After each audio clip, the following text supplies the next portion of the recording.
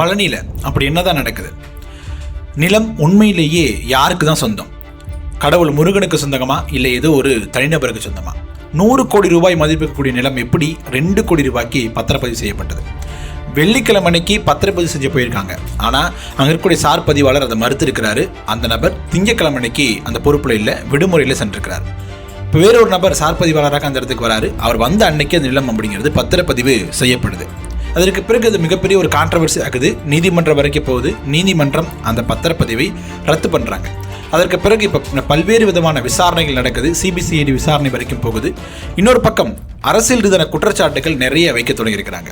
அமைச்சர்கள் ஏன் முரண்பட்டு பேசுகிறாங்க அப்படிங்கிறதும், அருகிலேயே சார் பதிவாளர்கள் இருக்கும்போது எதற்காக 90-100 கிலோமீட்டர் தள்ளி சார் பதிவாளர்களை கூட்டிட்டு வரணும் அப்படிங்கிற ஒரு கேள்வியை எதிர்க்கட்சிகள் வைக்கிறாங்க. அதே நேரத்தில் இதற்கு பின்பாக மிகப்பெரிய அரசியல் இருக்குது. பினாமியின் பேரில் நிலம் பத்திரப்பதிவு செய்யப்பட்டிருக்கு அப்படிங்கிற குற்றச்சாட்டை முன்வைக்கிறாங்க. பழனி இந்த நில மோசடி விவகாரத்தில் இதுவரைக்கும் என்னென்ன தகவல்கள் வந்திருக்கு, அந்த தகவலுக்குள் இருக்கக்கூடிய உண்மைத்தன்மை என்னவாக இருக்குது, உண்மையிலேயே இந்த நிலம் அப்படிங்கிறது யாருக்கு தான் சொந்தம், இது தொடர்பாக தான் இந்த வீடியோ முழுதும் பேச போகிறோம். வாங்க பார்க்கலாம். வணக்கம் மக்களே, நான் உங்கள் மது, கோப்பாசையிலிருந்து. முதல்ல அந்த நிலத்தோட ஹிஸ்ட்ரி என்ன அப்படிங்கிறது தெரிஞ்சுக்கிட்டோம் அப்படின்னா இந்த ஒரு பத்திரப்பதிவு இங்கே நடக்கக்கூடிய இந்த ட்ராமா அப்படின்லாம் எவ்வளோ பெரிய தப்பான விஷயம் அப்படின்னு நம்ம புரிஞ்சுக்கலாம். இந்த நிலம் எங்கே இருக்குது அப்படின்னா பழனியுடைய அந்த கோயிலுடைய அடிவாரத்தில் இருக்கக்கூடிய ஒரு மடம் இருக்குது. இந்த மடத்துக்கு பக்கத்தில் இருக்கக்கூடிய நிலம் தான் இப்போ மிகப்பெரிய கான்ட்ரவர்சி உருவாகிருக்கு. மொத்தம் அந்த நிலத்தோட அந்த பரப்பளவு பார்த்தீங்கன்னா 1.4, அதாவது 1.4 ஏக்கர் நிலம் தான். இப்போ அந்த நிலம் கார் பார்க்கிங்காக அரசின் சார்பில் பயன்படுத்தப்பட்டிருக்குது. அந்த நிலம் தொடர்பாக நிறைய வழக்குகள், சிவில் வழக்குகள் நீதிமன்றங்களில் போயிருக்குது. நிறைய நபர்கள் இந்த நிலம் எங்களுக்கு தான் சொந்தம் அப்படின்னு நிறைய வழக்குகளை சென்னை நீதிமன்றத்திலும் சரி, மதுரை நீதிமன்றத்திலும் சரி வழக்காக தொடர்ந்துருக்காங்க.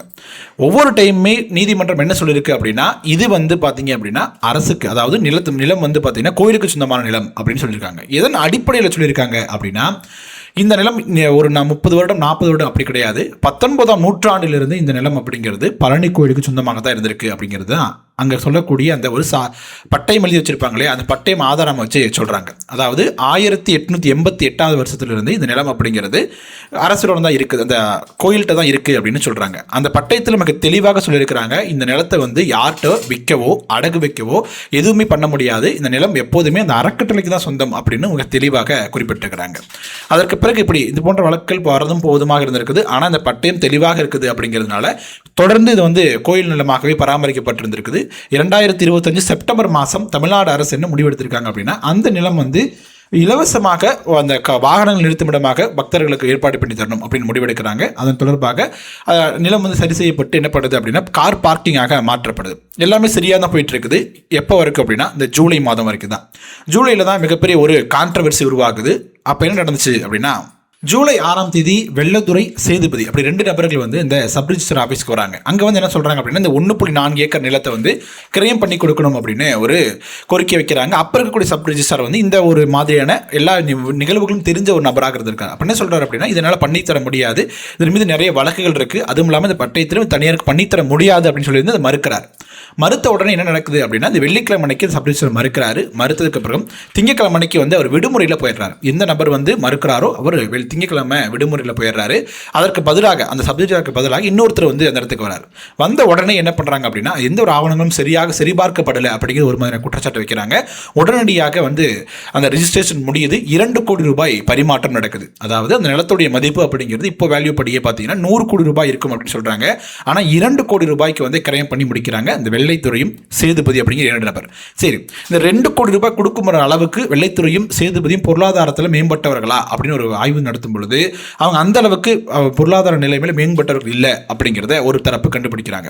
அது ஒரு குற்றச்சாட்டாகவும் எதிர்க்கட்சிகள் தொடர்ந்து வைக்கிறாங்க. அப்படி இருக்கும் பொழுது அந்த நபர்கள் பினாமியாக பயன்படுத்தப்பட்டார்களா அப்படிங்கிற ஒரு கேள்வியை எதிர்க்கட்சிகள் தொடர்ந்து கேட்க தொடங்கியிருக்கிறாங்க. இப்போ இந்த திங்கட்கிழமை அன்னைக்கு சப் ரிஜிஸ்டார் இந்த வழக்கை இந்த பத்திரத்தை பதிவு செய்யும் பொழுது சில ஆவணங்களை கேட்டிருப்பார் இல்லையா, அதற்கு வெள்ளைத்துறையும் சேதுபதி என்ன ஒரு வேலையை பார்த்துருக்காங்க அப்படின்னா மதுரை கிளை நீதிமன்றத்தில் ஒரு வழக்கு ஒன்று தொடர்ந்துருக்கிறாங்க. என்ன சொல்லியிருக்கிறாங்க அப்படின்னா பழைய ஒரு வழக்கை சுட்டிக்காட்டி ஆவணங்கள் சரியாக இருக்கும் பட்சத்தில் பத்திரப்பதிவு செய்யலாம் அப்படிங்கிற ஒரு தீர்ப்பை வாங்கிடுறாங்க. அந்த தீர்ப்பை காட்டி தான் என்ன பண்ணுறாங்க பத்திரப்பதிவு செய்யப்பட்டது அப்படின்னு குற்றச்சாட்டை முன்வைக்கிறாங்க. உண்மையிலே என்ன சொல்லணும் அப்படின்னா இதற்கு முன் வெள்ளிக்கிழமை ஒரு சப்ஜெக்ட் இருந்தார் இல்லையா, அவருக்கு எல்லா நிகழ்வுகளும் தெரிஞ்சது காரணமாக அதை அவர் ஏற்றுக்கல. ஸோ இந்த வெள்ளைத்துறை சேதுபதி 2 பேர் என்ன பண்ணியிருக்காங்க அப்படின்னா இந்த வழக்கில் குறிப்பிட்ட சில விஷயங்களை மட்டுமே நீதிமன்றத்துக்கு நீதிமன்றத்துக்கு கொடுத்து அந்த தீர்ப்பை வாங்கியிருக்கிறாங்க. 1.4 ஏக்கர் நிலம் சுற்றி இருக்கக்கூடிய நிறைய சர்ச்சைகள் இருக்கு இல்லையா, அது எல்லாத்தையும் மறைச்சிட்டு அவங்களுக்கு எதெல்லாம் தேவையோ அதை மட்டும் கொடுத்து அந்த தீர்ப்பை வாங்கியிருக்கிறாங்க அப்படிங்கிறது தான் இந்த விசாரணையில் தெரிய வந்திருக்கக்கூடிய மிக முக்கியமான காரணமாக இருக்குது. ஸோ இந்த பத்திரப்பதிவு நடந்து முடிஞ்சிருக்குது. 100 கோடி ரூபாய் நிலம் 2 கோடி ரூபாய்க்கு வெள்ளைத்துறையும் சேதுபதியும் ரிஜிஸ்டர் பண்ணிடுறாங்க. இதற்கு பிறகுதான் மிகப்பெரிய ஒரு கான்ட்ரவர்சி அப்படிங்கிறது வெடிக்குது. ஸோ தமிழ்நாடு முழுக்கும் இது ஒரு பேசு பொருளாக மாறுது. அறநிலைத்துறை வந்து நீதிமன்றத்திற்கு போறாங்க. இந்த நீதிமன்றம் விசாரிச்சதுக்கு அப்புறம் இந்த பத்திரப்பதிவு வந்து செல்லாது அப்படின்னு அறிவிக்கிறாங்க. இதுலயும் சில கான்ட்ரவர்சி சொல்றாங்க. எப்படி அறநிலைத்துறை வந்து கோர்ட்டுக்கு போகலாம், பத்திரப்பதிவுத்துறை தானே ஏமாற்றப்பட்டிருக்கு, அவங்க தானே போகணும் அப்படிங்கிற ஒரு கேள்வியும் முன்வைக்கிறாங்க எதிர்க்கட்சிகள். இப்போ வந்து அரசியல் ரீதியான பார்வையை முன்வைக்கும் பொழுது எதிர்த்தரப்பு என்ன ஒரு குற்றச்சாட்டு வைக்கிறாங்க அப்படின்னா, அமைச்சர்கள் ஏன் மாறுபட்ட கருத்து சொல்லணும் அப்படிங்கிற ஒரு கேள்வி கேட்கிறாங்க. அதாவது அறநிலைத்துறை அமைச்சர் திரு ரமேஷ் அவர்கள் என்ன சொன்னார் அப்படின்னா, அறியாமையின் காரணத்தினால அந்த ஒரு ரிஜிஸ்டர் வந்து தவறாக பதிவு செஞ்சிட்டாரு, தவறுகள் கண்டறியப்பட்டிருக்குது, நிலம் மீட்கப்பட்டிருக்குது, விசாரணை நடந்து நடவடிக்கை எடுப்போம் அப்படின்னு சொல்லியிருக்கிறாரு அறநிலைத்துறை அமைச்சர். இன்னொரு பக்கம் சட்டத்துறை அமைச்சர் நிர்மல்குமார் என்ன சொல்றார் அப்படின்னா, ஆவணங்கள் சரியாக இருந்தால் பதிவு செய்யலாம் அப்படின்னு நீதிமன்றம் சொல்லியிருக்குது, அதை அடிப்படையாக வச்சு தான் சப் ரிஜிஸ்டர் வந்து ரிஜிஸ்டர் பண்ணியிருக்கிறார், இது எந்த ஒரு தவறும் இல்லை அப்படிங்கிற ஒரு தோணியில் இவர் பேசுறார். இந்த ரெண்டுத்துக்குமே நிறைய முரண் இருக்கு இல்லையா. ஒரு அமைச்சர் வந்து சப் ரிஜிஸ்டர் வந்து தெரியாமல் பண்ணிட்டாரு அப்படின்னும், இன்னொரு அமைச்சர் வந்து என்ன சொல்றாரு அப்படின்னா, சப் ரிஜிஸ்டர் தெரிஞ்சு பண்ணியிருக்கிறாரு, உச்சநீதிமன்றத்தினுடைய நீதி அந்த வழக்கினுடைய விசாரணையை அடிப்படையாக வச்சு தான் பண்ணியிருக்கிறாரு அப்படிங்கிற மாதிரி இரண்டு மாதிரியான கருத்தை சொல்றாங்க அப்படிங்கிறது எதிர்க்கட்சிகள் வைக்கக்கூடிய ரொம்ப ஆழமான குற்றச்சாட்டாக இருக்குது. இன்னொரு தரப்பு இன்னொரு குற்றச்சாட்டாக என்ன வைக்கிறாங்க அப்படின்னா, அதாவது வெள்ளிக்கிழமை ஒரு சப் ரிஜிஸ்டர் தனக்கு விடுமுறை வேணும் அப்படின்னு எடுத்துட்டு போயிடுறாரு, திங்கட்கிழமைக்கு அவர் இல்லை. அப்படி இருக்கும் பொழுது அந்த ஒரு பழனி சப் ரிஜிஸ்டர் ஆஃபீஸ்க்கு வந்து பார்த்தீங்கன்னா பக்கத்தில் இருக்கக்கூடிய, அதாவது இருக்கக்கூடிய 10 கிலோமீட்டர் 20 கிலோமீட்டர்லேயே சப் ரிஜிஸ்டர் ஆஃபீஸ் இருக்கும் பொழுது எதற்காக 70-80 கிலோமீட்டர் தள்ளி இருக்கக்கூடிய கொடைக்கானலிருந்து சப் ரிஜிஸ்டாரை வந்து கொண்டு வந்தீங்க அப்படின்னு ஒரு குற்றச்சாட்டு வைக்கிறாங்க. அதுவும் அந்த சப் ரிஜிஸ்டார் வந்து பார்த்தீங்கன்னா நிலங்களை பதிவு செய்யக்கூடிய ரிஜிஸ்டர் கிடையாது, அவர் வந்து சிப் ஃபண்ட் கூடிய அந்த நிதி நிறுவனங்கள் இருக்கு இல்லையா, அந்த நிறுவனங்களை பதிவு செய்யக்கூடியவர், அவர் கொண்டாந்து எதுக்கு இங்கே போட்டிருக்கீங்க அப்படிங்கிற குற்றச்சாட்டையும் திமுக தரப்புலேருந்து தொடர்ந்து முன் வச்சுட்டு இருக்கிறத நம்மளால் பார்க்க முடியுது.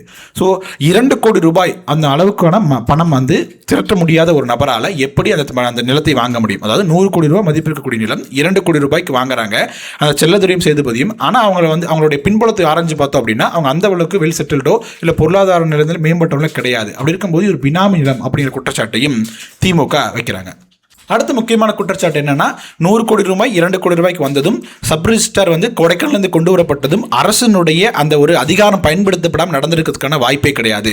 எனவே இதில் ஏதோ ஒரு அதிகார மையம் இருந்திருக்குது, மிகப்பெரிய அதிகாரத்தில் இருக்கக்கூடிய ஒரு நபர் வந்து பின்னாடி இருக்கிறாரு அப்படிங்கிறது தான் திமுக வைக்கக்கூடிய மிக முக்கியமான குற்றச்சாட்டாக இருக்குது. அதற்கான ஆதாரங்களையும் பல்வேறு தரப்பில் பிரஸ் மீட் வச்சு தொடர்ந்து கொடுத்துட்டே இருக்கிறது நம்மளால பார்க்க முடியுது. அரசு தரப்பில் இருந்து அமைச்சர்கள் பேசும் பொழுதும் இது ஏதோ ஒரு வகையில் நடந்திருக்குது, நிலம் மீட்கப்பட்டிருக்கிறது, குறிப்பிட்ட நபர்கள் வந்து மீது விசாரணை நடைபெற்றிருக்கு, சிபிசிஐடி விசாரணை நடத்திட்டு இருக்காங்க, யார் மீது குற்றம் இருந்தாலும் நடவடிக்கை எடுப்போம் அப்படிங்கிறது அரசு தரப்பினுடைய வாதமாக இருக்குது. இன்னொரு கான்ட்ரவர்சி என்ன சொல்றாங்க அப்படின்னா, நிலத்தை வந்து ரிஜிஸ்டர் பண்ண அந்த வெள்ளத்துறை மற்றும் சேதுபதியோட படங்களை ஏன் இன்னும் ரிலீஸ் பண்ணாமல் இருக்கீங்க அப்படிங்கிறது தான். அதாவது நிலத்தை யார் வித்திருக்காங்க, யார்கிட்ட வித்திருக்காங்க அப்படிங்கிற 2 ஃபார்மும் நீங்கள் ரிஜிஸ்டரில் போய் சப்மிட் பண்ணும் பொழுது அவங்களோட புகைப்படத்தை ஒட்டி தான் நீங்கள் வந்து பத்திரப்பதிவு செஞ்சிருப்பீங்க. அப்படி இருக்கும்போது எதற்காக புகைப்படம் வெளியிடப்படாமல் இருக்குது அப்படிங்கிறது முதல் கான்ட்ரவர்சியாக இருக்குது. இன்னும் சப் ரிஜிஸ்டர் வந்து கைது செய்யப்படாமல் இருக்கிறார் அப்படிங்கிறது இன்னொரு வகையான கான்ட்ரவர்சியாக எதிர்க்கட்சியை தொடர்ந்து சொல்லிட்டு இருக்காங்க அப்படின்னு நம்மளால கவனிக்க முடியுது. ஸோ இந்த ஒரு பழனி விஷயம் அப்படிங்கிறது மிகப்பெரிய ஒரு கான்ட்ரவர்சியாக போயிட்டு இருக்கக்கூடிய அதே நேரத்தில் இதற்கு பின்னாடி அரசியல் சார்ந்த ஏதோ ஒரு விஷயங்கள் இருக்குதா, இல்லை நிர்வாக ரீதியான குளறுபடிகள் மட்டும்தான் இருக்குதா அப்படிங்கிறது தான் 2 விதமான பார்வையாக இருக்குது. எதிர்க்கட்சிகள் தொடர்ந்து அரசியல் சாயம் இதுக்கு தொடர்பு பூசிட்டு இருக்கிறாங்க. இதற்கு நிறைய காரணங்களையும் சொல்றாங்க. நிர்வாக ரீதியாக மட்டும்தான் நடந்திருக்கு அப்படின்னு ஆளும் தரப்பினுடைய வாதமாக இருக்குது. சிபிசிஐடி தொடர்ந்து விசாரிச்சுட்டு இருக்கிறாங்க. 3 நபர்கள் இந்த வழக்கு சம்பந்தப்பட்ட 3 நபர்கள் வந்து தலைமுறை வாங்கிட்டாங்க அப்படின்னும் அறிக்கையின் மூலமாக சொல்லியிருக்கிறாங்க. அப்படி இருக்கும் பொழுது அடுத்தடுத்த கட்ட விசாரணையின் போது தான் முழு விவரம் தெரிய வரும் அப்படின்னு நம்ம புரிஞ்சுக்கலாம். ஓகே மக்களே, நம்ம வீடியோட இறுதி பகுதிக்கு வந்துட்டோம். இந்த நிலங்கள் அப்படிங்கிறது ஏதோ ஒரு நபரால் கோயிலுக்கு தானமாக வழங்கப்பட்டிருக்குது. அது ஏதோ ஒரு வகையில் மக்களுக்கு நல்ல வழியில் பயன்படுத்தப்படணுமே ஒழிய ஏதோ ஒரு தனிநபருக்கு முறைகேடான முறையில் சென்றுவிடக்கூடாது அப்படிங்கிறத அனைத்து நபர்களுடைய வேண்டுகோளாகவும் இருக்கும். அதை தொடர்ந்து தான் அது சார்ந்து தான் வந்து அரசும் செயல்படும் அப்படின்னு நம்ம எதிர்பார்க்கலாம். சிபிசிஐடி விசாரணையும் அதை நோக்கி தான் பயணிக்கும். உண்மை குற்றவாளிகள் கண்டறியப்படுவாங்க. அவங்களுடைய மோசடி வெளிக்கொணர்வும் யார் பின்னால் இருக்கிறாங்க அப்படிங்கிறத வெளிக்கொணர்வாங்க அப்படின்னு நம்ம நம்பலாம். ஓகே மக்களே, இந்த வீடியோ தொடர்பாக நீங்கள் என்ன நினைக்கிறீங்க? யார் மீது தவறு இருக்கும் அப்படின்னு நீங்க நினைக்கிறீங்க? உங்களோட கருத்துக்களை கமெண்ட் செக்ஷன்ல சொல்லுங்க. வீடியோ பிடிச்சிருந்துச்சு அப்படின்னா லைக் பண்ணுங்க, ஷேர் பண்ணுங்க, கோபாஸ் யூடியூப் சேனலை சப்ஸ்கிரைப் பண்ணிக்கோங்க. தொடர்ந்து பேசுவோம். நன்றி.